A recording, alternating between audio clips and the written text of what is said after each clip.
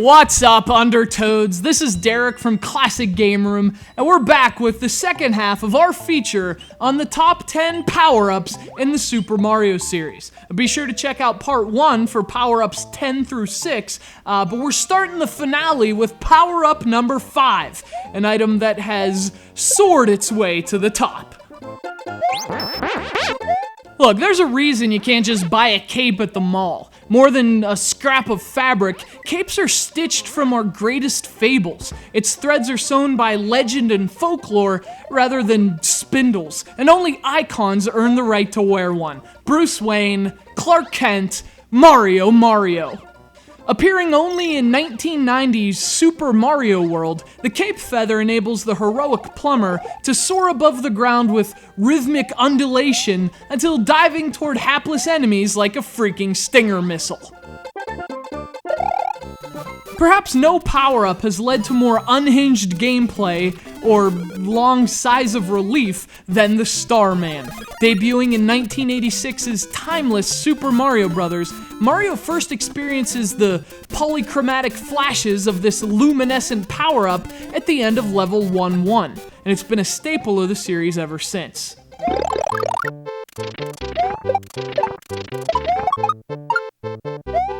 More than any other item, using a Starman changes the entire tone of the game. The music suddenly changes, and you can tear through foes like wet paper, and for especially daunting levels, there's never been a better power-up.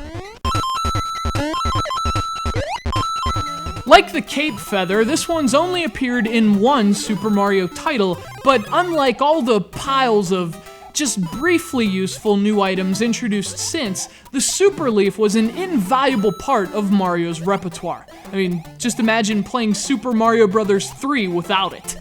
The Super Leaf gave Mario groundbreaking new abilities, with 2 little raccoon ears popping through his cap and a bushy striped tail from his trousers. Mario could fly for the very first time. And as immortalized upon the game's iconic box art, there hasn't been a more useful or celebrated power-up since.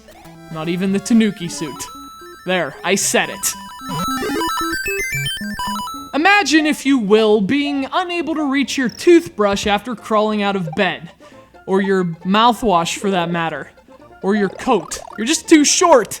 And as you stretch away lingering remnants of sleep and embark on yet another exhilarating day in the saga of your life, imagine trying repeatedly to step onto the bus to no avail.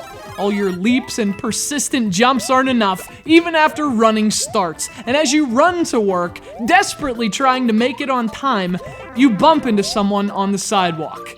And inexplicably, you find yourself back in bed. Game over, try again.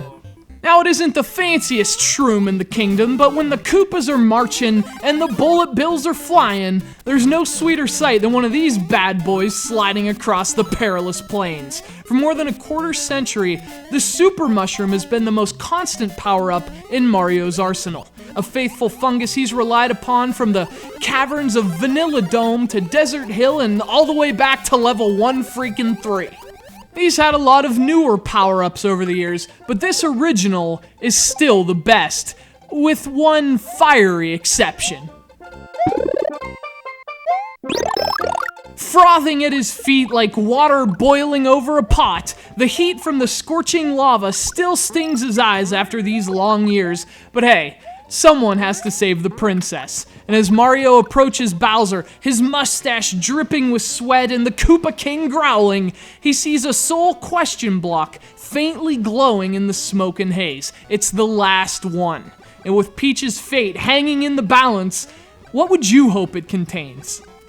Innumerable new alternatives have been introduced since the Fire Flower burned its first baddies, but in this familiarly epic situation, would you hope for anything else? In a kingdom where turtles can throw hammers, the Fire Flower evens things up. And nearly a quarter century after its inception, it remains Mario's greatest power-up.